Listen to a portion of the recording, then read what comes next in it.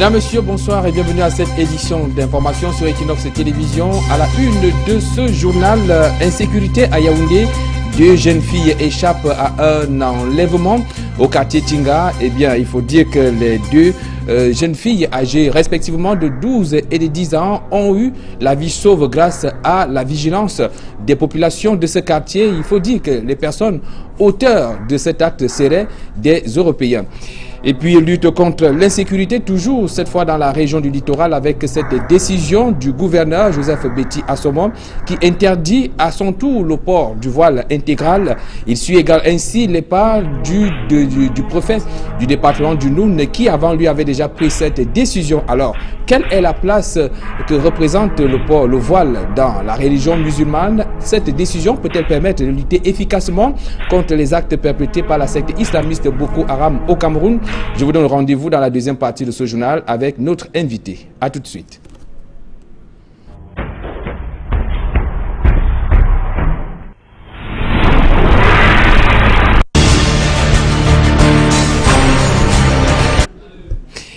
Rendons-nous à Yaoundé en ouverture de cette édition d'information pour parler de l'opération de déguerpissement des populations qui se poursuit.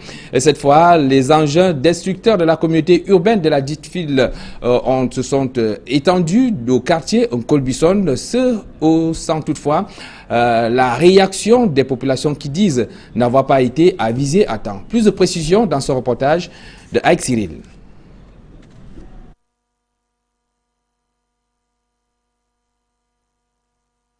Eh bien, nous allons revenir sur cet élément qui porte l'opération de déguerpissement lancée depuis plusieurs jours à Yaoundé, dans la capitale politique du Cameroun. Eh bien, la communauté urbaine de cette ville souhaite redonner un nouveau visage à certains quartiers, notamment celui d'Nkolbison, où les engins destructeurs ont donc opéré à des destructions des habitations. C'était sous le regard vigilant de notre reporter, Aïk Cyril. Spectacle peu ordinaire en Nkolbison, deuxième carrefour à Yaoundé. À coups de marteau et d'arrache-clous, des propriétaires détruisent leur propre maison. Nous avons été sommés par l'huissier verbalement. Nous n'avons pas eu de mise en demeure écrite verbalement, nous disant que nous avons 4 jours. Lundi ne devait pas nous trouver sur le lieu. Bon, comme vous voyez, tout le monde est en train d'enlever là, parce qu'on n'a pas là où aller. Nous sommes dans la rue, nous n'avons pas de terrain, nous n'avons pas de site, et on nous donne 4 jours pour libérer les lieux. Je ne sais pas là où ça existe ainsi. Ce délai de 4 jours semble plutôt être un rappel, puisque c'est depuis fin 2014 que la croix de Saint-André a été apposée sur les maisons ici. En novembre 2014, on vient me mettre à démolir les croix. Je demande ce qu'il en est, on ne me donne pas de réponse. En janvier 2015, on m'envoie une mise en demeure, me demandant de partir parce que j'ai violé la loi de 2004 sur l'emprise des travaux. J'ai dit non, moi je n'ai pas violé la loi. Je suis né ici le 26 juin 1953. Si vous faites les calculs, j'ai 62 ans. Dire que j'ai violé une loi qui me trouve ici, tous mes parents meurent, ils sont enterrés là. J'ai dit non. En Nkolbison, deuxième carrefour, la communauté urbaine de Yaoundé annonce des travaux sur la chaussée pour résoudre le problème des inondations qui sévissent dans le quartier. Mais les populations ont du mal à y croire. On prend le prétexte que c'est le marquage, ce n'est jamais le marquage. Je suis à Logène, mais j'ai fait 30 ans ici. Le pont s'est affaissé, il faut refaire les ponts, c'est tout. Si moi on me démolit, pourquoi on ne démolit pas mon voisin qui est à moins d'1 mètre? Mais on me démolit. Et si vous allez derrière, vous allez trouver que je ne suis pas dans un marécage. Ce qui fâche aussi en Nkolbison, ce sont les montants jugés dérisoires pour indemniser les futurs déguerpis. Il y a de cela moins de 10 jours. Oui, justement, quand on nous appelait la communauté urbaine, on nous disait, bon, tu monsieur tel, c'est vous, oui, signez là. Mais les taux que nous avons eus sont les taux insignifiants. Quand ils vont, on leur présente un papier pour signer. Ils ne lisent pas le papier. Ils ne savent même pas ce qu'ils signent, même pas le montant qu'on leur donne. C'est quand on a signé qu'on vous donne de l'argent. Là, tout de suite, pas de chèque. Moi, j'ai dit que je ne prends pas leur argent. Comme j'ai dit que je ne prends pas l'argent, on me menace donc qu'on vient casser. J'ai dit bon, si la loi, c'est la loi pour nous tous, je préfère qu'on vienne casser. En attendant l'arrivée des engins destructeurs de la communauté urbaine de Yaoundé, certains habitants font de la résistance. Leur construction a beau être marquée de la croix de Saint-André, ils n'entendent pas libérer les lieux. Comme nous le disions à l'entame de ce journal, une tentative d'enlèvement avorte à Yaoundé au lieu dit total école de police. Les nommés Adimatou et Haruna ont été sauvés de justesse par la population au moment où le piège tendu par leur ravisseur était sur le point de se refermer sur elle. Voici le récit d'Emmanuel Job et Marcelin Ganson. Alahatou revient de loin. 72 heures après la tentative d'enlèvement de ces deux filles, il peine à retrouver le sourire, marqué à jamais par ce triste feuilleton qui a commencé le 18 juillet au soir. Oui, c'était samedi soir, environ de 19h30. Mon épouse me dit qu'il y a une dame qui est arrivée. Elle veut être amie avec ma fille. Je demande à mon épouse, bon, une dame âgée déjà, comment elle peut être amie avec une fille de 12 ans et une fille de 10 ans? Bon, elle me dit que la femme est dehors. Je dis, bon, serre-moi quand même à manger, je mange. Dès que je suis en train de manger, mon époux ressort dehors pour regarder l'enfant et trouver que la dame a déjà enlevé l'enfant. Il y a une déjà qui est sur la moto avec un blanc. Il y a une déjà qui ont pris la piste pour prendre déjà le taxi avec une dame. On cherche, on trouve pas l'enfant. Aux environs de 23 heures, c'est là où on retrouve maintenant les enfants avec les jus, avec l'argent, 4000 francs en main. Et puis un chargeur aussi, un chargeur de téléphone. Maintenant, on leur pose les questions. Ils disent que c'est un blanc avec une dame qui les a pris, les a amenés à la maison. En disant qu'ils vont les amener en France, ils vont les donner, ils vont prendre un bain chaud. Bon, il y a un truc de secret qu'il ne faut pas que les enfants disent à leurs parents. On va vous faire un truc de secret entre nous, mais ce n'est que demain aux environs de 14h30. Une tentative d'enlèvement confirmée par le sous-préfet de Yaoundé 2. Il revient qu'il s'agit de 3 individus, donc des coacteurs ou des complices. Nous pensons qu'il serait très tôt de se prononcer déjà sur l'issue de l'enquête. Mais seulement, celui que l'on présente comme le principal suspect a été libéré. À la grande désolation des parents de Alimatou et Haruna, âgés respectivement de 10 et 12 ans. Arrivant là-bas, le directeur de la PJ a demandé comme patiente, il n'est pas là, qu'on nous entend sur procès verbal. On nous a entendu, un policier est venu, un commissaire de police est venu en disant que lui prend garant de ces blancs, il faut qu'on laisse le blanc. La dame a dit qu'elle ne peut pas, l'enquêteur a dit qu'elle ne peut pas laisser le blanc. Maintenant, qu'est-ce qui s'est passé? On a supporté jusqu'à le directeur de PJ est arrivé. Quand le directeur de la PJ est arrivé maintenant, ils ont causé. Finalement, on a laissé le blanc, il est parti. Mais les 3 autres, la dame plus les 2 messieurs sont gardés au niveau de la PJ. Le principal suspect est un diplomate. Mais nos tentatives pour en savoir davantage sur le sort qui lui est réservé se sont heurtées à un mur de silence.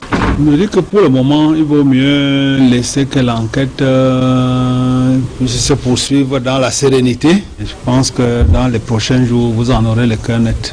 Cette tentative d'enlèvement survient 1 an après la vague de disparition d'enfants enregistrée au quartier Briqueterie à Yaoundé.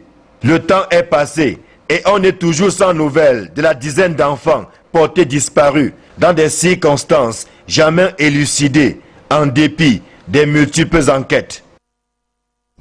Et bien sûr, les circonstances de la tentative d'enlèvement de ces auteurs, je vous propose des plus amples explications du père des enfants visés. Il est au micro de Marcelin Ganson. Le lendemain, à 9h du matin, j'ai essayé d'appeler la dame, le téléphone ne passait pas.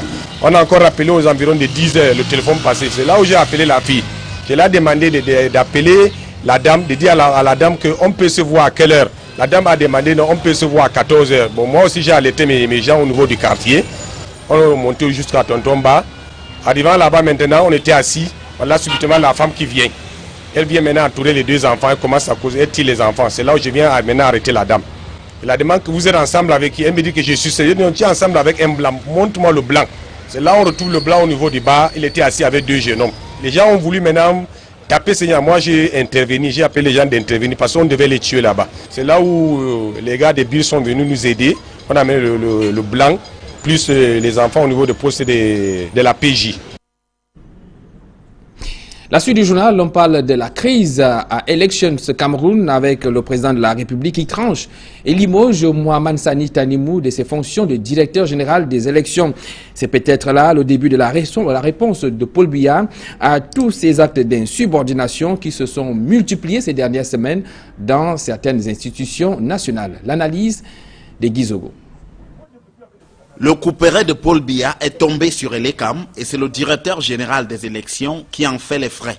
Mohamed Sani Tanimou a été déchargé de ses fonctions au profit d'Abdoulaye Babale par décret présidentiel.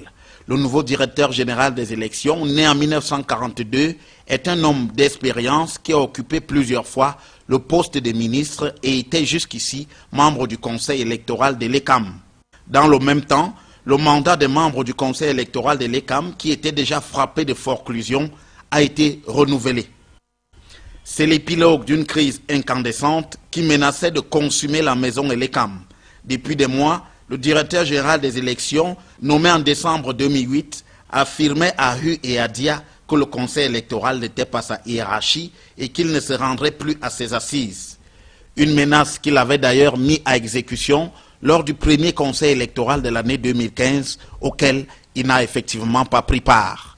Malgré les termes de la loi électorale qui stipule clairement que la direction générale des élections travaille sous l'autorité du conseil électoral, Mohamed Sani Tanimou n'entendait rien céder au conseil électoral depuis 2013. Ainsi, il s'était approprié l'examen des dossiers des partis politiques aux législatives et l'année d'après s'est opposé fermement à la nomination des délégués régionaux de l'Elecam par le conseil électoral. À l'évidence, Elecam était au bord de la paralysie, ce qui a amené à une réaction de Paul Biya, lequel, pour une fois, a tranché dans le vif. C'est aussi un signal fort à l'endroit de ceux, plutôt nombreux, qui semblent avoir érigé l'insubordination en mode de fonctionnement de la République. Ils pourraient voir leur tête rouler bientôt sur le bio. Parlons à présent du comité de coordination de la sécurité de la région du littoral qui a tenu ses travaux hier dans la ville de Déa, dans le département de la Sanaga-Maritime. Au terme de cette rencontre, le gouverneur Joseph Betty Assoma a pris un certain nombre de décisions qui sont d'application immédiate. Retour sur ces assises avec Rodingassi et Sam Severango. Boko Haram cause de plus en plus du tort aux Camerounais qui, pris dans un élan de solidarité, ont choisi de faire bloc pour aller en guerre contre cet ennemi commun. Les autorités, dans leur ensemble, déploient autant que faire se peut les moyens qui permettraient de faire face à la situation. Aussi, le gouverneur du littoral, Joseph Betty Assoma, a-t-il choisi de réunir autour de lui à Edea ce 20 juillet 2015 tous les autres responsables placés sous son commandement, préfets, sous-préfets et autres auxiliaires d'administration. Le comité régional de coordination sur la sécurité portait ainsi sur un point essentiel, à savoir le renforcement des mesures de vigilance au niveau des entrées et sorties des villes, dans les cours d'eau, les lieux publics ainsi que la sécurité routière. Nous avons fait une évaluation des dispositifs sécuritaires qui fonctionnent dans la région. Ceci à la lumière des menaces qui pèsent sur cette sécurité. Dans ce sens, nous avons pris une décision interdisant la production, la vente et le port du voile intégral ou burqa dans la région. C'est une décision d'application immédiate. Nous avons également prescrit aux autorités administratives de nous sortir dans l'immédiat la cartographie des mosquées dans la région et particulièrement dans les grandes villes, commençant par Douala où nous observons comme un foisonnement de ces lieux de culte. Il va falloir déterminer aujourd'hui combien de mosquées nous avons, qui en sont les responsables et comment assurer un suivi plus étroit de ce qui se dit là-bas, le contenu des prêches et autres. Mais ceci va se faire naturellement en toute responsabilité, parce qu'il ne s'agit pas de jeter l'anathème ou la suspicion sur un groupe, n'est-ce pas, de compatriotes qui pratiquent leur religion. Le numéro 1 de la région, dans son déploiement, a confirmé la formation en ce moment de certaines forces de défense et de maintien de l'ordre dans la détection des comportements suspects dans les lieux publics et les véhicules de transport. Sans oublier de mentionner que les contrevenants à la dite mesure s'exposeront à des sanctions administratives prévues à cet effet, sans préjudice des poursuites judiciaires, le cas échéant, à leur encontre. Et pour l'implémentation de cet ensemble de nouvelles dispositions, les préfets, sous-préfets, commandants de la Légion de gendarmerie et le délégué régional à la Sûreté nationale du littoral seront chargés chacun en ce qui le concerne de leur bonne exécution. Bon à savoir, des malfrats identifiés comme appartenant à Boko Haram avaient déjà été neutralisés en décembre 2014, tout près des Déa. Aujourd'hui, manifestement, il est question de passer à une alerte maximale afin de minimiser totalement tous les risques d'une nouvelle attaque pouvant causer des dégâts au sein de nos populations. C'est chaque citoyen, en vérité, qui devrait ici se sentir concerné en adoptant des comportements responsables. Eh bien, le port du voile intégral, encore appelé la burqa, fait donc partie des décisions. L'interdiction de son port fait partie des décisions au sorti de cette réunion sécuritaire de la région du littoral tenue dans la ville Lumière Edea. Occasion pour nous, dans cette édition d'information, de nous interroger sur ces styles vestimentaires dans la religion musulmane. Et à cet effet, Alex Djomgan et Albertine Bidjaga ont mené leur enquête. Suivez plutôt. La burqa, voile intégral d'origine afghane, porté par les femmes principalement en Afghanistan et au Pakistan. Le mot burqa a été aujourd'hui repris pour désigner le voile intégral islamique, encore appelé niqab.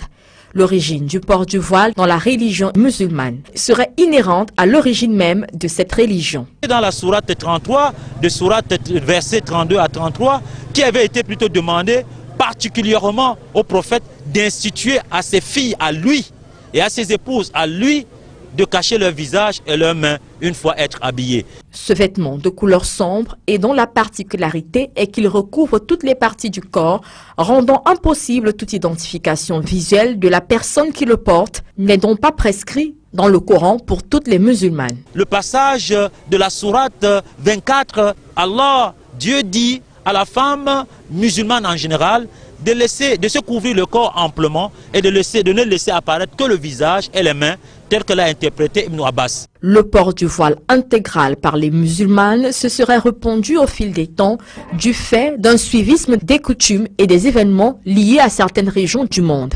Quand est-ce que cela a commencé? C'est quand il y a eu peut-être certaines tentations au moment de pèlerinage, peut-être les femmes très jolies, bon, on dit par exemple de couvrir pour ne pas embêter certaines personnes qui font... Ce n'est que ça. Aujourd'hui interdite dans la région du littoral, la burqa de la vie des dignitaires musulmans peut prêter à confusion dans le contexte sécuritaire que vit le Cameroun aujourd'hui. Donc, ce sacrifice ici qu'on demande à la femme, qui n'est même pas un péché dans sa religion, mais par contre est un acte de bienséance et méritoire devant Dieu, mais lorsqu'elle aurait fait, elle aurait enlevé le soupçon. Il est cependant important de préciser que le voile intégral ou burqa n'a rien à voir avec le voile simple qui recouvre généralement la tête et le torse des musulmanes et qui lui est bel et bien prescrit par le Coran.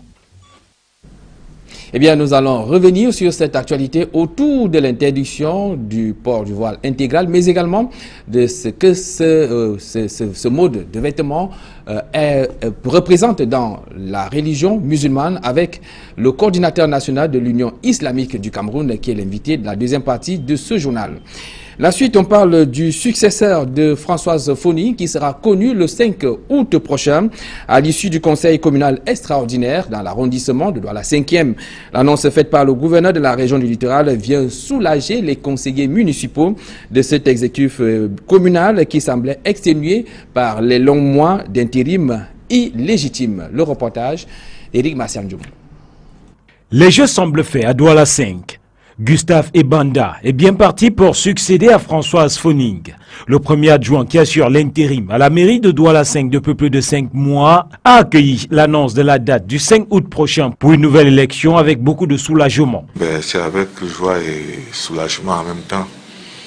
Parce que vous savez, assurer l'intérim, c'est pas facile. Ce sentiment est général chez les conseillers, même de l'opposition. Nous nous réjouissons que l'administration ait pris enfin la mesure d'une situation extrêmement délétère et qu'elle envisage une sortie de cette crise-là. Les nombreuses semaines d'intérim du premier adjoint semblent avoir forgé. Ce dernier assume son bilan. Les quelques mois que j'ai passés à la tête de l'institution m'ont permis de découvrir l'étendue de ce qui m'attend. Et comme j'ai bien commencé, je crois que ça va bien continuer jusqu'à la fin du mandat. Plus encore, Sa Majesté Gustave Ibanda se projette clairement sur l'avenir. Ceci dans la peau du maire élu de Douala-Cinq. La tâche est immense ici. Bon, nous avons déjà engagé les pourparlers avec le FEICOM pour finaliser les travaux de l'hôtel de ville, parce que nous attachons vraiment du prix à cet hôtel en mémoire à notre maman. Et nous avons avec le Madjeni presque finalisé le reprofilage des routes, parce que c'est prévu. La pluie est arrivée bien avant, mais on attend que la pluie cesse. Donc en octobre, normalement les travaux vont démarrer dans tous les quartiers, puisque nous sommes en train de remettre en état le caterpillar de la mairie. Ceci traduit simplement la fin des tractations en interne au sein des conseillers municipaux du Rassemblement démocratique du peuple camerounais de Douala-Cinq, qui après le décès du maire Françoise Foning était une dizaine à lorgner le poste de maire. Le dénouement qui devrait être confirmé le 5 août semble logique pour les conseillers municipaux, même du SDF. Et nous pensons que c'est rationnel. Pour ce dernier, la deuxième formation politique de cette mairie, à savoir le Social Democratic Front, devrait bénéficier d'un siège d'adjoint au maire le 5 août prochain selon la loi. Eh bien, avec ses 27 000 voix, le SDF a droit à un poste d'adjoint. Une exigence qui ne trouve pas d'opposition dans le camp du RDPC. L'opposition a droit à un siège. Je ne vois pas pourquoi nous n'allons pas donner ce siège-là à l'opposition. Ce ne sera que normal. Au regard des faits, le conseil communal du 5 août prochain pourrait s'apparenter à une simple formalité, les concessions se poursuivant de toutes parts. En santé, il faut signaler que l'hôpital gynéco-obstétrique et pédiatrique de Douala n'est toujours pas ouvert au public 7 mois après l'installation de son directeur général. Eh bien, la direction de cet hôpital affirme que certains lourdeurs dans la passation des marchés sont entre autres la cause de l'ineffectivité des soins. Pourtant, l'on se rappelle qu'en décembre 2014, le ministre de la Santé publique affirmait que les soins seraient effectifs dès février 2015. Nos reporters Martin Mangele et Sylvestre Hippolyte Zangaou ont fait un tour dans cet hôpital. Voici leur reportage. Le délégué du gouvernement a confirmé que dans un délai de 2 mois et demi, c'est-à-dire au plus tard fin février, la route d'accès sera donc ouverte. Nous nous disons aussi qu'il serait bien qu'à l'issue de cette date, qu'effectivement l'hôpital soit ouvert. C'est en décembre 2014, lors de la cérémonie d'installation du directeur et du président du conseil d'administration de l'hôpital gynéco-obstétrique et pédiatrique de Douala, qu'André Mamafouda, le ministre de la Santé publique, faisait l'annonce du début imminent des soins dans cette institution hospitalière. 7 mois après, les malades n'y sont toujours pas accueillis. Ce mardi 21 juillet 2015, à l'exception de quelques personnels présents dans l'enceinte de l'hôpital, la plupart des bâtiments sont uniquement occupés par des appareils médicaux. Hors micro, le directeur de l'hôpital gynéco-obstétrique et pédiatrique de Douala, le professeur Émile Mboudou, affirme que les soins ne sont pas encore effectifs, notamment à cause des lourdeurs dans la passation de certains marchés. Le service de sécurité, par exemple, n'est en place que depuis quelque temps. Le mobilier pour les services administratifs n'est pas encore complet. Pourtant, les médecins et autres personnels soignants affectés dans cette institution hospitalière ont pris fonction. Le plateau technique est déjà complet, affirme la direction. La route qui mène à cet hôpital a été bitumée depuis le mois de février 2015. Les malades devront-ils encore attendre longtemps? Non, répond le directeur de l'hôpital gynéco-obstétrique et pédiatrique de Douala, qui affirme que les soins seront effectifs avant la fin du mois d'août 2015. En culture, la Socassim défie-t-elle le Premier ministre? Eh bien, cette société dont l'agrément a été annulé par Philémon Yan vient de prendre des résolutions pour une meilleure implantation sur le terrain.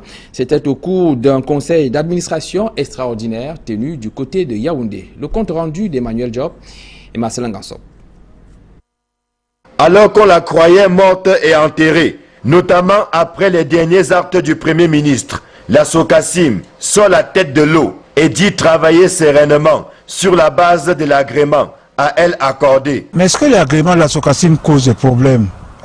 Cet agrément a été octroyé dans des normes et nous ne pensons pas que ça puisse souffrir de quoi que ce soit. Je vous renvoie à la loi de 2000 qui n'est pas encore modifiée et à son décret d'application de 2001. Un seul point ne gêne pas du tout le fonctionnement du décret d'application. Ce point, c'est juste que avant que le ministre des Arts et de la Culture octroie l'agrément, qu'il puisse avoir le visa du Premier ministère. Mais ça ne change pas le contenu du décret d'application. La Socassim fait donc de la résistance au moment où le ballon semble avoir été mis au centre. Au lendemain de la création du comité de suivi, de la mise en œuvre des mesures d'assainissement, de la gestion des droits d'auteur, de l'art musical. Nous ne refusons rien. La Socassim peut travailler tranquillement pendant que le comité se fait au niveau du Premier ministère. Parce que ce comité, c'est pour les grandes lignes du droit d'auteur, passe uniquement de l'art musical. Donc pourquoi nous pouvons nous opposer à ce qui peut se faire là-bas? Mais l'essentiel, c'est qu'il revient à nous, les artistes, de faire fonctionner notre société parce qu'il s'agit d'une société de gestion collective. Ce conseil d'administration extraordinaire a débouché sur des résolutions qui tendent à structurer davantage la Socassim, elle qui revendique à ce jour l'adhésion d'au moins 1500 musiciens. Mais nous avons élaboré un plan de travail, nous avons fait ce qu'il faut pour que notre société puisse exister, qu'elle continue à travailler. Sauf si on nous dit aujourd'hui arrêtez de faire votre société et qu'il y ait une décision judiciaire. La société existe réellement. Déjà l'installation de la société en tant que telle, il faut qu'elle puisse exister, qu'elle ait des locaux, des bureaux avec un personnel qui va faire son travail. Donc il faut aller collecter les droits et les repartir. Sans s'opposer au chemin tracé par le Premier ministre via le comité créé récemment, la Socassim dit travailler avec la caution et pour le seul intérêt des ayants droit qui l'ont constitué le 28 avril dernier. Sauf que cette constitution a été balayée du revers de la main par des actes du Premier ministre, chef du gouvernement. À l'étranger à présent, le procès de l'ex-président tchadien a ajourné au 7 septembre. Jugé depuis lundi dernier à Dakar pour crime contre l'humanité, Hissène Habré et les avocats commis d'office pour lui auront donc le temps de prendre connaissance du dossier. Plus de précisions avec Serge Alaoutou. Retour à la case départ, pourrait-on dire, dans le procès Hissène Habré. Les avocats de l'ex-dictateur tchadien ont plus de mois, soit 45 jours, pour prendre connaissance du dossier de leur client. Après l'annonce de l'ajournement du procès au 7 septembre, Hissène Habré peut remercier Dieu et ses partisans, face à ce qu'il a toujours considéré comme une parodie de justice. Les chambres africaines extraordinaires avaient auparavant désigné 3 avocats pour défendre les droits et les intérêts de Hissène Habré. 45 jours pour les avocats de l'ex-président tchadien pour s'approprier l'entièreté du dossier. Un ajournement pas du goût de la partie civile. On se souvient qu'Hissène Habré avait réussi au premier jour de son procès à provoquer l'interruption de la séance pendant plus de 3 heures. Extrait de son plein gré de sa cellule, puis recroquevillé au premier rang dans la salle d'audience, Hissène Habré peut s'avouer satisfait d'avoir fait reculer l'impérialisme, le nouveau colonialisme. Ce sont ses propres termes. Et au Burundi, Pierre Nkurunziza en route vers un 3e mandat. Plus de 3 millions d'électeurs burundais étaient appelés aux urnes pour le scrutin présidentiel. Il faut dire que les principaux partis de l'opposition ont refusé de prendre part à cette élection. Un vote que le Washington qualifie déjà de peu crédible. Plus de précisions avec nos confrères d'Euronews. Au Burundi, Pierre Nkurunziza se dirige vers un 3e mandat présidentiel très contesté par l'opposition qui a appelé au boycott du scrutin. C'est en vélo et en jogging que le président s'est rendu à son bureau de vote. Il a de quoi être confiant car outre Agathon Rwasa, son principal opposant, qui n'a pas vraiment fait campagne, il a face à lui de petits candidats considérés comme proches du pouvoir. On doit permettre à la population burundaise de choisir, d'élire donc des dirigeants de confiance, mais aussi choisir parmi plusieurs programmes celui qui convient le mieux. Ce sont les programmes qui doivent alors guider la population à choisir le meilleur candidat qui va permettre de développer le pays, mais aussi de consolider les acquis de la démocratie, mais aussi les acquis de la paix et de la sécurité dans notre pays. Je vous remercie. Cette élection se déroule sous très haute tension. Un policier et un civil ont été abattus avant l'ouverture des bureaux de vote. Par ailleurs, de nombreux électeurs étaient victimes d'intimidations venant à la fois de partisans de l'opposition et du pouvoir. Conséquence de ce climat d'insécurité et des appels au boycott du scrutin, le taux de participation était très bas. Et en sport, il faut noter que le comité de normalisation de la Fédération camerounaise de football s'est réuni quelques jours après l'annulation des résolutions de son Assemblée générale de juin dernier. Au cours d'un point de presse donné ce jour à Yaoundé, ce comité annonce qu'il va solliciter la Fédération internationale de football, l'association, la FIFA, pour la conduite à tenir et n'exclut pas d'exercer des voies de recours contre les décisions prises par la chambre d'arbitrage du comité national olympique et sportif camerounais. Plus de précisions avec Guy. 3 heures de concertation à huis clos, pas moins, et dans la foulée, un point de presse. Tel était le menu ce 21 juillet à la FECAFOOT où le comité de normalisation s'est réuni. D'emblée, Joseph Owona a résumé la teneur des travaux du comité de normalisation. Quelle est la situation? L'annulation par la Chambre de conciliation et d'arbitrage de la dernière Assemblée générale pour 2 motifs. Ce qui pose d'énormes problèmes pour la continuité du processus. Puis est venue la réponse à la récente décision de la Chambre d'arbitrage et de conciliation du Comité national olympique. Cette chambre n'est pas une chambre d'arbitrage et de conciliation.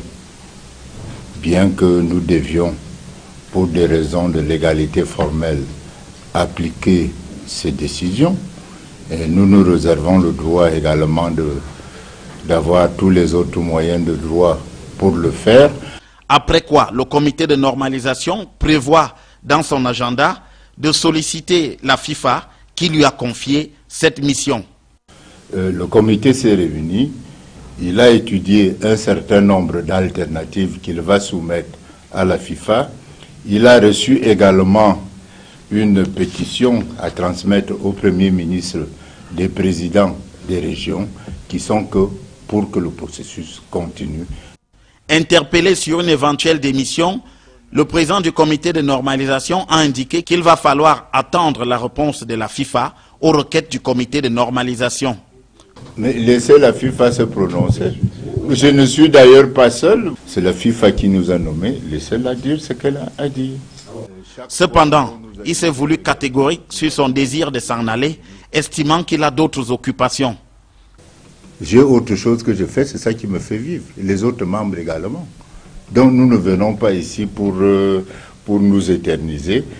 Plus catégorique encore, il a dénoncé une vaste conspiration contre le comité de normalisation. Il y a des gens, quand je vais à Lisbonne, je les trouve. Il y a des gens, quand je suis à Sao Paulo, je les trouve. Il y a des gens, quand vous êtes à Lausanne, vous les trouvez au TAS. Et vous et moi, pour aller au TAS, c'est quand même quelques dizaines de millions et qu'il faut dépenser. Alors, posez-vous avec moi la question, qui finance tout ça? Et ça sert à quoi? Pour autant, il n'a pas semblé remettre en cause la date de septembre prochain pour la tenue des élections. Moi, je ne vous ai pas dit ça. Le comité pour que le processus avance. Pour finir, il a jugé futile les cambriolages et autres méthodes d'intimidation à l'encontre du comité de normalisation. C'est des méthodes de mafieux. Je dois dire que jusqu'à présent, le comité ne fait pas les choses très secrètes. Seule la suite des événements dira qui, du président du comité de normalisation de la FECAFOOT ou de ses contenteurs, aura eu raison. Eh bien, au cours de nos prochaines éditions, nous allons revenir sur cette menace de boycott qui pèse sur la compétition, les 32e de finale de la Coupe du Cameroun dans nos prochaines éditions. Avant la deuxième partie de ce journal, on parle de la lutte contre la pauvreté. Le village Tonga dispose désormais de sa mutuelle communautaire de croissance. La cérémonie très courue d'inauguration de la MC au carré de cet arrondissement situé dans le département d'Undé, région de l'Ouest Cameroun, s'est déroulée le week-end dernier en présence du docteur Paul Fokam Kamonié, parrain national du réseau MC au carré. Reportage. À Tonga, le rêve est devenu réalité le samedi 18 juillet 2015. Cette date symbolise le jour inaugural de la mutuelle communautaire de croissance de cet arrondissement, porte d'entrée et de sortie de la région de l'Ouest Cameroun par le centre. C'est le 29 juin 2014 que s'est tenue au village Tonga l'Assemblée générale constitutive de la MC Carré. Désormais, le capitaine Yabi Timothée, ancien commandant de la compagnie musique principale des armées, va présider aux destinées de cette mutuelle en qualité de président du conseil d'administration. J'ai promis aux villageois de ma localité que nous ferons attention, extrêmement attention à leurs épargnes. Ils nous ont fait confiance, nous n'abuserons pas. Parce que leur espoir est aussi mis dans MC Carré.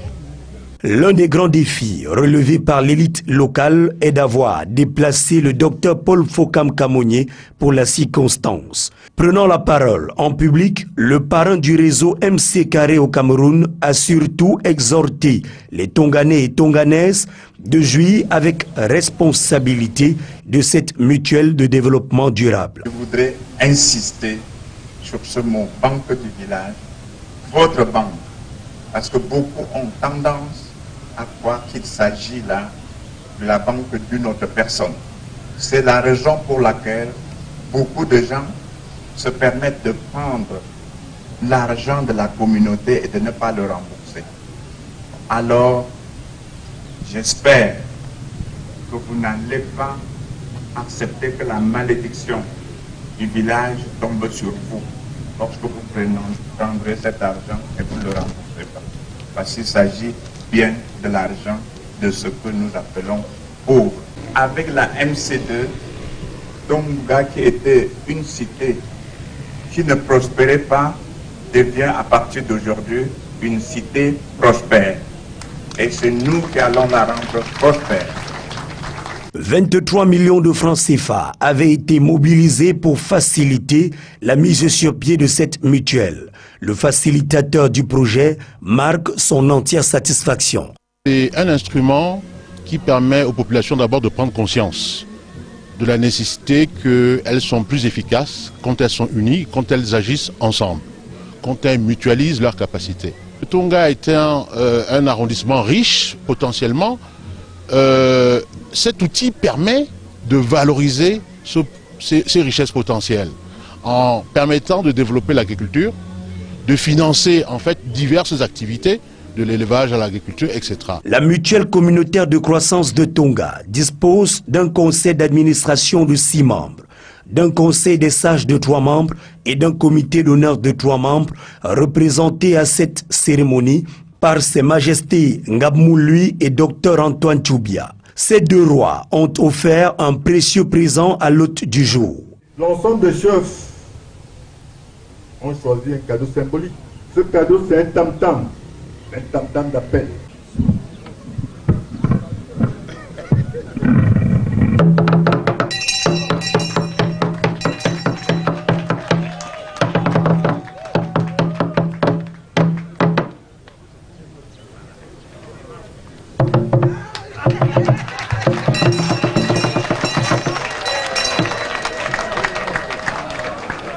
Le premier magistrat de Tonga a profité de la circonstance pour appeler les fils et filles de la diaspora d'adhérer en masse à ce projet de développement efficient et durable. On a passé des dizaines d'années à leur demander la chose, elle est là. Elle est là, c'est un outil de transfert d'argent, c'est un outil, il n'y a plus de question qu'on dise que Tonga est loin. Voilà, qu'ils viennent, que tout le monde vienne et qu'ensemble, qu'on se mette ensemble pour vivre ensemble et qu'on agisse ensemble. En un seul mot, c'est le décollage économique de la commune de Tonga.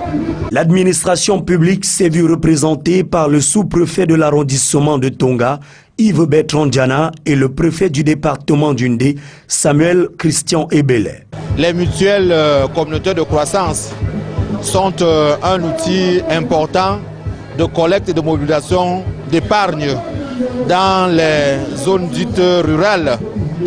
Et nous osons croire que dans un futur très proche, MC Carré de Tonga va impacter très rapidement dans le cours de vie des populations au travers de l'investissement qui est attendu. Afriland First Bank, la banque panafricaine toujours au chevet des communautés, et plus que jamais déterminée dans sa politique de lutte contre la pauvreté, s'est engagée à mettre 5 millions de francs CFA à la disposition de cette mutuelle. Sous l'impulsion du docteur Piquet Fokam, les cadres d'Afriland First Bank qui prenaient part à cette cérémonie ont déposé 3 700 000 francs CFA dans le fonds de garantie de la MC Carré de Tonga. Pour suivre ce bel exemple, l'élite locale a déposé dans les 5 premiers comptes ouverts sous l'impulsion du capitaine Yabit 4 millions de francs CFA. La mairie de Tonga, quant à elle, a déposé 250 000 francs CFA. La MC Carré de Tonga dispose donc d'un fonds de roulement et de garantie de 12 950 000 francs CFA. Un bon et même très bon départ pour ce nouveau-né selon le docteur Piquet Fokam. Le seul message, tout le monde est capable d'être riche. Tout le monde peut s'en sortir du cercle vicieux de la pauvreté. Une seule condition, être capable de gagner 100 francs et d'économiser 1 franc. Vous avez déjà vu dans le message qui était passé qu'on a en direct plus de 1 million de personnes qui sont déjà sorties et en indirect ça fait à peu près 3 à 4 millions de personnes. Vous comprenez, sur une population du Cameroun qui fait 21 millions, vous comprenez que c'est déjà important, c'est très important. Et Tonga vient d'ajouter son 2e million, ce qui va multiplier de façon exponentielle l'ensemble de la population. Le leitmotiv trouvé par les uns et les autres pour conduire à bien ce projet est trouvé. Ensemble, nous vaincrons. MC2, le grenier de la communauté. Eh bien, je vous invite à présent à nous retrouver dans la deuxième partie de ce journal. Nous allons revenir notamment sur cette décision que le gouverneur de la région du littoral a prise à Idéa. Il s'agit de l'interdiction du port du voile intégral pour lutter contre les exactions de Boko Haram. A tout de suite.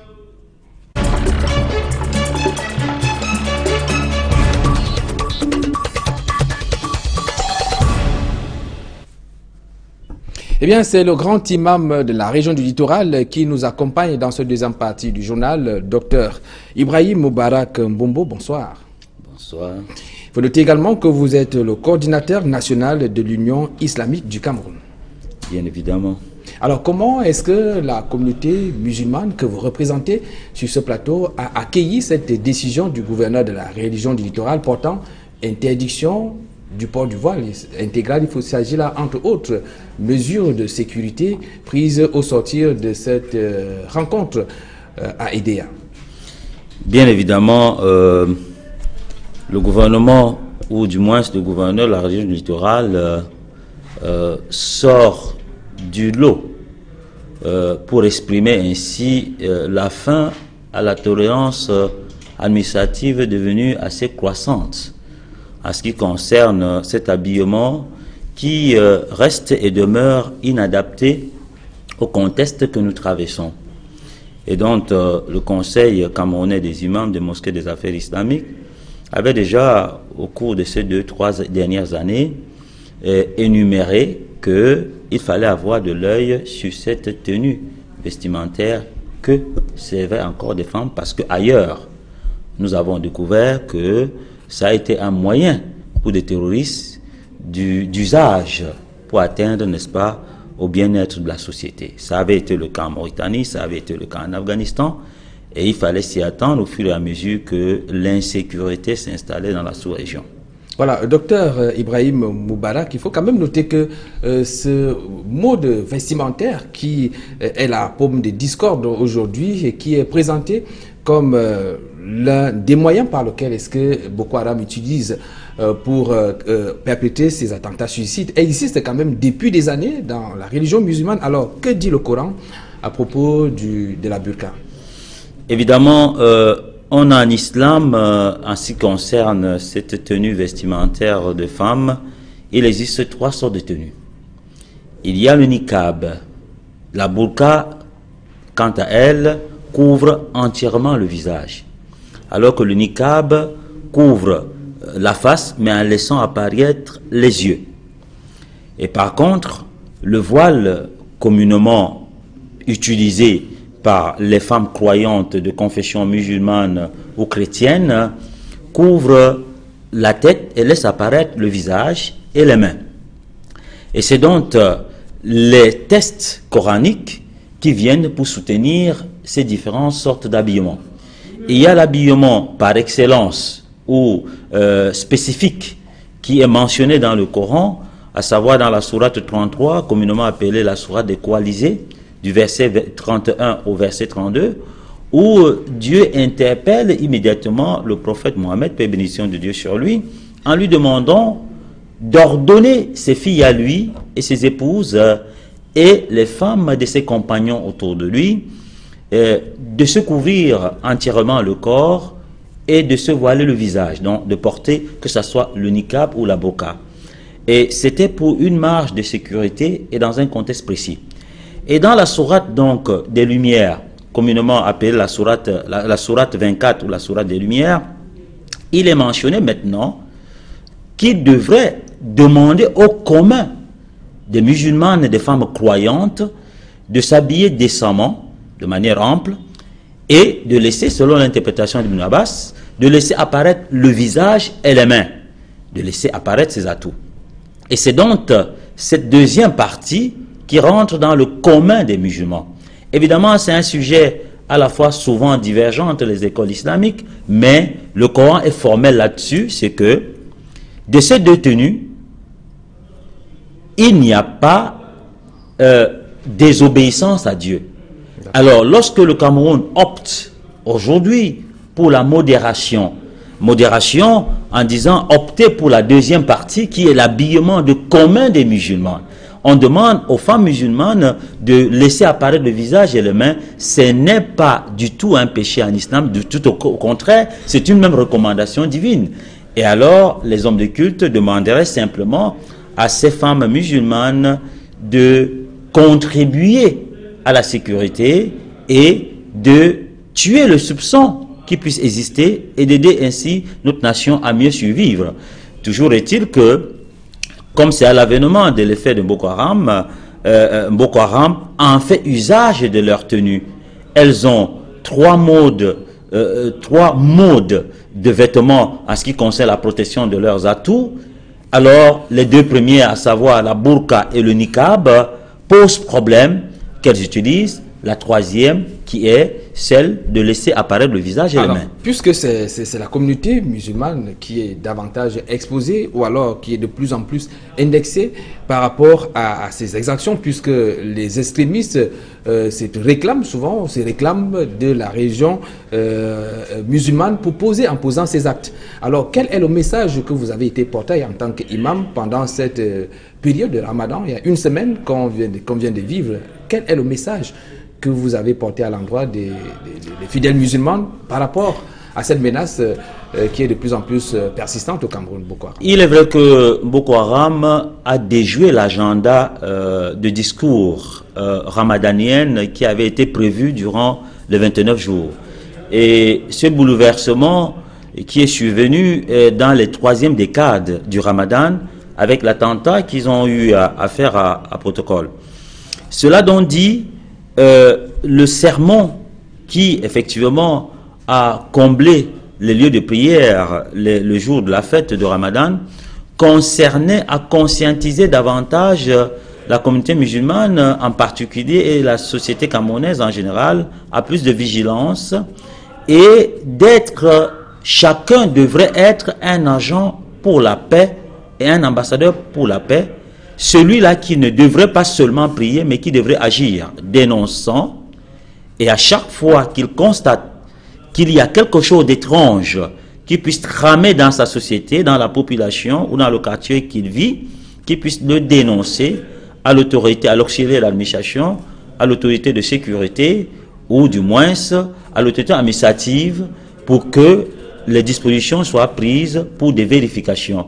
Nous les avons encouragés effectivement de dénoncer autant que possible, quitte à ce que le renseignement en trouve, s'il en faut, que tout n'a pas été du moins palpable, mais c'est dans les mauvais grains qu'on en retrouve parfois des bons, et c'est parfois dans les bons qu'on en retrouve. Alors, il a souvent été dit que les écoles coraniques sont les lieux par excellence de recrutement des militants, de ces groupes djihadistes. Alors, comment est-ce que vous faites pour contrôler? D'abord, quel est le constat dans la ville de la ville comme Douala? Est-ce que ces écoles existent? Si oui, comment? Quel est le contrôle qui est fait quant à l'enseignement qui est prodigué dans ces écoles coraniques? Je veux faire un rebond.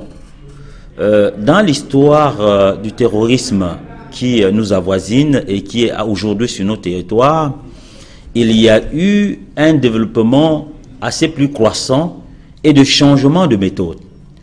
Le groupe Boko Haram, au départ, se revendiquait de l'islam parce que c'était un groupuscule des jeunes extrémistes et radicalistes qui ont créé ce mouvement.